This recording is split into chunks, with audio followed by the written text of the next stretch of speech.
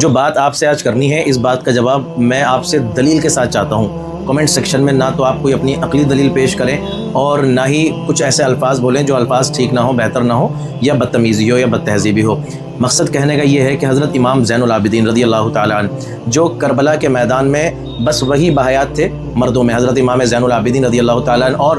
کربلا کے واقعے کے بعد لگ بھگ 35 سے 40 سال کے درمیان تک آپ بحیات رہے۔ اور ان 40 سال کی زندگی کی اگر آپ ایکٹیویٹی دیکھتے ہیں حضرت امام زین العابدین رضی اللہ تعالیٰ عنہ کی، تو آج جو حضرت امام حسین رضی اللہ تعالیٰ عنہ کے ماننے والے ان کے نام پر جتنی ساری چیزیں کر رہے ہیں جو خرافاتوں کی حد تک ہیں، بلکہ اس سے بھی آگے بڑھ چکی ہیں، جیسے کہ ڈھول تماشے، جیسے کہ بت نما تعزیے بنانا۔ تعزیے کی بات ہے تو بھئی علماء نے اجازت دی اس کی، اور اس کی اجازت اس طریقے سے دی گئی کہ آپ حضرت امام حسین رضی اللہ تعالیٰ عنہ کا جو مزار شریف ہے آپ اس کی نقل کر لیں، اور اس کی نقل کر کے اس کو ایک جگہ رکھیں اور اس کو دیکھ کر تاکہ یاد حسین تازہ ہو سکے، یہ اجازت۔ لیکن ابھی بت نما، مندر نما آپ نے تعزیے بنانے اسٹارٹ کر دیا، اور پھر اس میں حد یہ ہو گئی کہ اب اس میں کمپٹیشن ہونے لگ گئے کہ کسی کا 2.5 لاکھ کا ہے، کسی کا 4 لاکھ کا ہے، کسی کا 5 لاکھ کا ہے، اور پھر اس کے درمیان میں ابھی گربے کی طرح ناچا جا رہا ہے۔ جو گربا ایک فیسٹیول ہوتا ہے نا، اس کی طرح ڈھول تماشے کر کے لڑکے ناچ رہے ہیں، باقاعدہ میں نے ویڈیوز دیکھی ہیں۔ تو پھر یہ جو ساری ایکٹیویٹیز ہیں، کیا حضرت امام زین العابدین رضی اللہ تعالیٰ عنہ کی لائف سے، معاذ اللہ من ذالک، ان کی بایوگرافی سے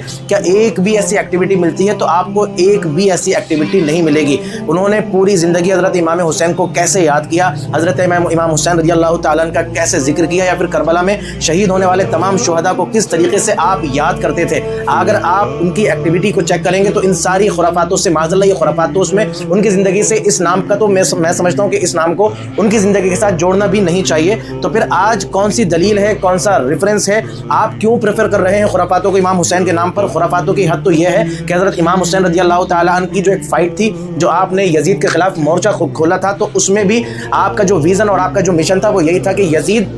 ڈھول تماشے کو، ڈانسنگ پارٹیز کو، لڑکیوں کے ناچنے کو، بیت المال سے پیسے خرچ کرنے کو، نمازیں چھوڑنے کو، جھوٹ کو، دغا کو، غیبت کو، خیانت کو، ظلم کو، ان ساری چیزوں کو پروموٹ کر رہا تھا حضرت امام حسین۔ یہی تو بتا رہے تھے نا پورے زمانے کو کہ ایسے بندے کے ہاتھ میں ہاتھ نہیں دیا جا سکتا۔ اب آج حضرت امام حسین کے ماننے والے اپنے آپ کو حسینیت کے پنڈال میں شامل کرنے والے یہ بات کہہ رہے ہیں کہ ہمیں حسینی کہا جائے، ہم کام یہ والے سارے کریں گے جو یزیدی اس وقت کر رہے تھے۔ اور حال یہ ہے کہ اگلا پچھلا دن تو چھوڑیے، جو خاص 10 محرم کا دن ہے اس دن بھی مسجد کے باہر ڈھول تماشے تعزیوں کے سامنے ہوتے رہتے ہیں، ایک بھی نماز نہیں پڑھتا ڈھول بجانے والا، نمازیں چھوڑی جاتی ہیں۔ تو آپ بتائیے، حضرت امام حسین رضی اللہ تعالیٰ عنہ کی تو جان پر تھی اور گردن پر تلوار لٹک رہی تھی، اس کے باوجود بھی اس سجدے کو قضا نہیں کیا جس سجدے کو مالک کائنات نے فرض کیا تھا۔ تو جب انہوں نے نہیں چھوڑا تو ان کے نام پر کوئی اور کیسے چھوڑ سکتا ہے؟